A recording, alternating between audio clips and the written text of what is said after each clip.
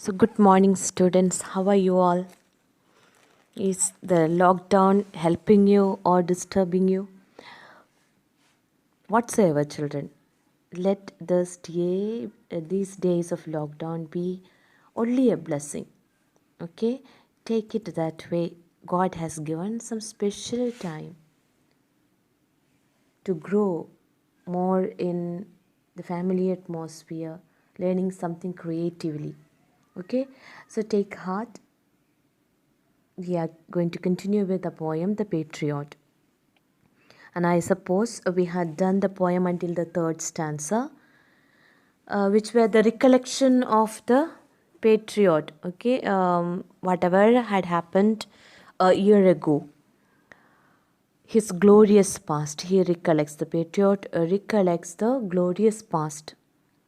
And we come to know he overdid his role as a country's benefactor and achieved something that was not achievable. Okay, it says he could even go and get the sun if his countrymen wanted it. He did whatever a man can do for his country. This excessive zeal proved to be his undoing. Okay, he had lots of ambition. Okay, it was so excessive that was his undoing. Now he laments, he regrets, and his feelings, and he accepts the consequence as something that is inevitable. He is trying to reconcile with the fact, and he is reconciled to the darkness that lies ahead of him. In the coming stanzas, maybe from the fourth one, we come to know what is the present situation. A year ago, on his arrival, the old walls of the building seemed to shake with the crowd and its loud cries. It said, the roof seemed to heave and sway. Now, in the fourth stanza, you read the lines. There's nobody on the housetops now, just a palsied few at the windows set. For the best of the sight is all allow at the shambles gate, or better yet, by the very scaffold's foot I throw. Now, what is he telling? A year ago, what was it? Even the house roofs seemed to heave and sway. But now, there is nobody on the housetops. Now he is considered as a trait, and there is nobody on the housetop except for a few suffering from palsy. People who are paralyzed. Palsy means people who are paralyzed. Hence, now the speaker shows the difference in the attitude of the countrymen, the fickle minded people of his country. He does not find anyone to welcome, but only few whom he can see are the people sitting beside the windows of the house who are diseased and are weak. So they are not there for the speaker. For sure he know these people are not for the speaker. Rather, the speaker even ironically says, now all the people have gathered near the shambles gate. What is the shambles gate, children? A place where people gathered to watch the public hanging. So now he is telling, ironically he says, the people are not on the housetops to welcome, but now people are waiting to see him being hanged, being taken to the shambles gate for executing him.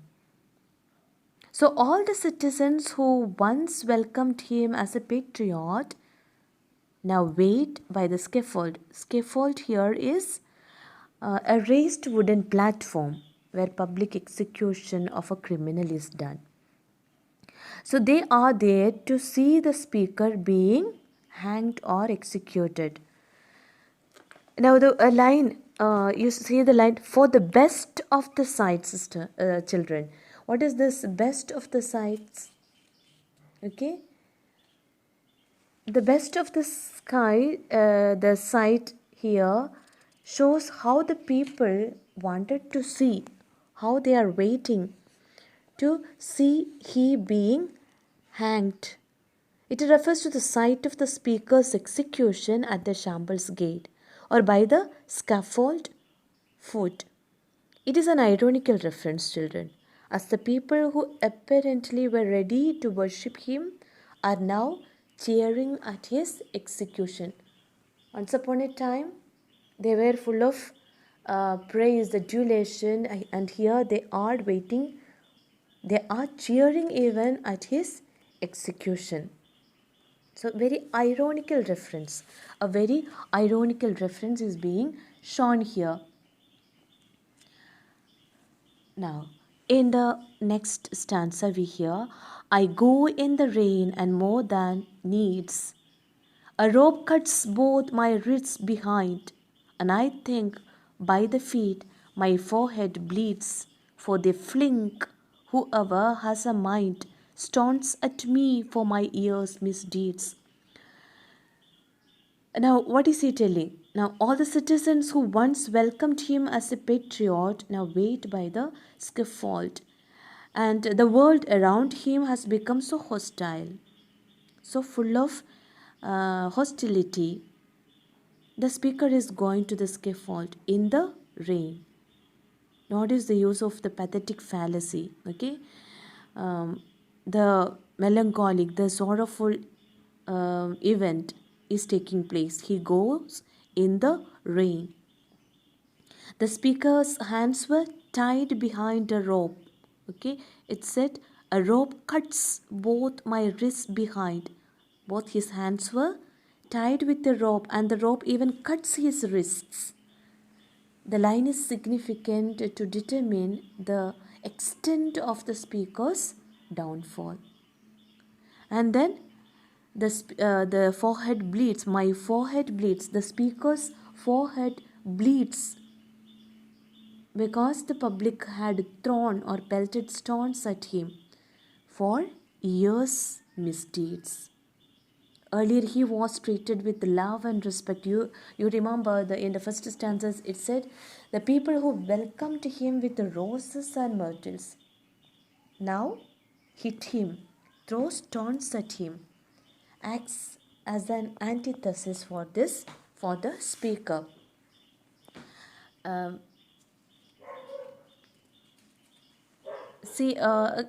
can see the ambiguity in the poem, isn't it? The speaker is being taken to the scaffold to be executed by the same people who once gave him a grand welcome. The speaker's forehead bleeds because the public had thrown stones at him for a year's misdeeds. Earlier, he was treated with so much of respect. Now, in the sixth stanza, the poem ends with a positive note, children. After all this, how the speaker takes these things into his heart. Thus I entered and thus I go in triumphs. People have dropped down dead. Dropped down dead. See the use of alliteration. Dropped down dead. Paid by the world that dost thou owe me. God might question now instead, its God shall repay. I am safer so. Now, even on the verge of his death, what does he do? He consoles his soul that he may get his reward in heaven. Though his countrymen fail to pay the required respect to him, he hopes to get it in God's company. The speaker enters the gates of death. To go here, it is referring to go to his everlasting life after death. Go here, it is referring to going to his everlasting life after death. He enters, where does he enter? Thus I entered the gates of death. In triumphs, people have dropped down dead. The speaker believes that in victory, people drop down dead, but his imperfection will bring him closer to God. Paid by the world paid him back in a very mysterious way. What dost thou owe me? God might question. Now instead, it's God shall repay. I am safe, safer so. The speaker feels safe in the other world, away from this earthly world. And he believes that God will reward him. He concludes that God will treat him kindly because his execution has cleansed him of all his remaining sin. If at all he had any sin, even the execution had cleansed him.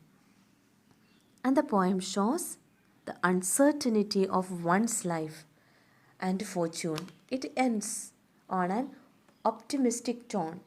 You don't find the patriot cursing his people, but he ends it with a positive remark. Now, see, children, what is the world today?